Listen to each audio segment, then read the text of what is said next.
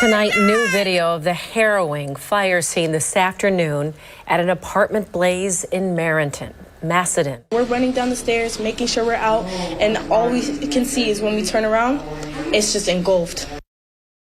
Tonight, the residents of 6 apartments are homeless. Everything they had gone just 2 weeks before Christmas. Good evening, I'm Jenny Ryan. And I'm Doug Embledge. The good news, no one was hurt in what was a very intense and fast-moving fire. 13 Web's Tyler Brown spoke to one family who made it out with really just seconds to spare tonight. Tyler? Doug, Jenny, Aionna Johnson says she and her father got a loud knock at the door from their neighbor about a fire close by. They grabbed what they could and they made an escape. The building's on fire! The building's on fire! This is video Aionna Johnson captured moments after she and her father made it out of their apartment. All I heard was my dad scream, "Fire, fire!" And I was just like, oh no, like my alarms went off and I was just ready to go. Johnson and her father ran out of the complex. You guys okay? Oh my God! No!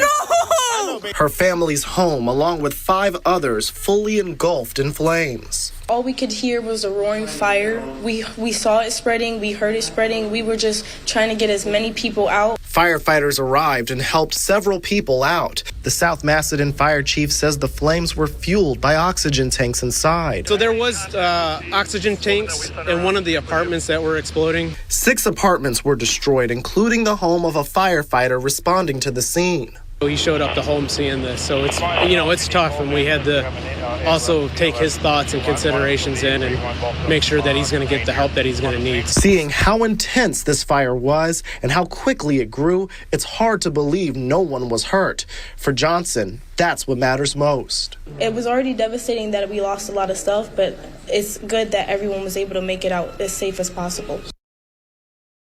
The Red Cross is helping all the families impacted by this fire today. Johnson says she is grateful and thankful for the community and says several people have reached out with donations to help her and her family. Governor Hochul is getting pushback, with several counties saying they will not comply with the state's new mask mandate. This is all about 2 things: protecting the health of New Yorkers and the health of the economy. The mandate, in effect as of today, requires people to wear masks in all indoor spaces, but the state is leaving it up to individual counties to enforce. The goal is to curb a spike in COVID hospitalizations as we head into the winter months. But as Dan Schreck tells us, some counties say they're already doing everything they can, and enforcement is not an option. Dan? Yeah, Jenny, Doug, this all comes down to pandemic response, and some county leaders say they just don't think this is the best use of their limited resources. Day 1 and New York's new mask mandate is already proving problematic. That was one reason why I went and got my vaccinations, was because then I wouldn't have to wear my mask. The directive, coming down last week, requires masks be worn inside all public spaces if COVID vaccination is not required. But Governor Hochul left enforcement up to individual counties. I think the state should have recognized that. I think the state should supply resources to that. I don't think the government at the local and county level should be in the business of being the bad guy, heavy enforcement entity towards this. Livingston County Administrator Ian Coyle says enforcement would take away from resources needed elsewhere. The state felt that this was such an imperative to do and to employ and to deploy, that they should supply the resources to respond to that, whether that be the state police, whether that be the state Department of Health, etc. At least 2 other counties in the Finger Lakes region have also said they will not comply.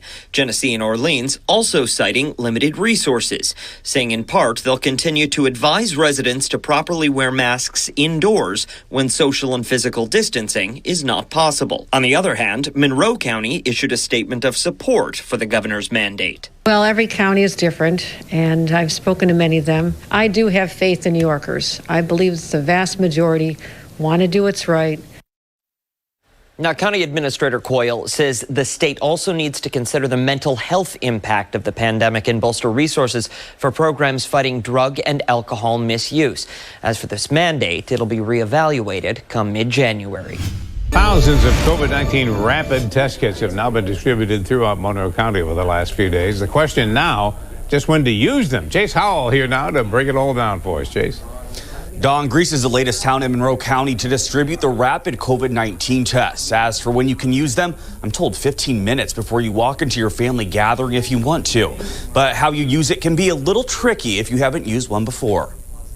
It may be a rapid test, but the process to get your result isn't quite as fast. So here's a how-to on using your at-home COVID-19 rapid test correctly. Open the swab at the end that doesn't have the actual part that goes in the nose. You do some swirls. I believe the instructions say 5 times in each nostril.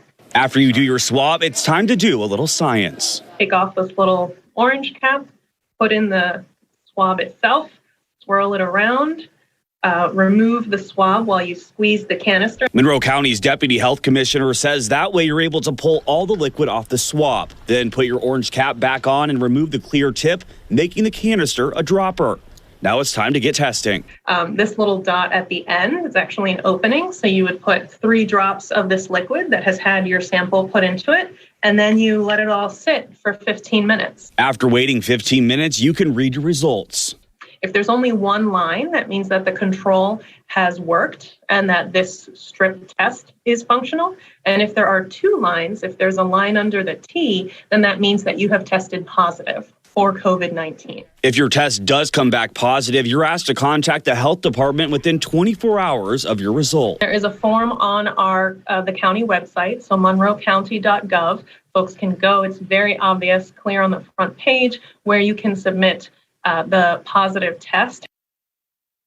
And when you go to submit that positive COVID-19 test online, you're asked to upload a picture along with the form. And for those without internet, you're urged to call the Monroe County Health Department.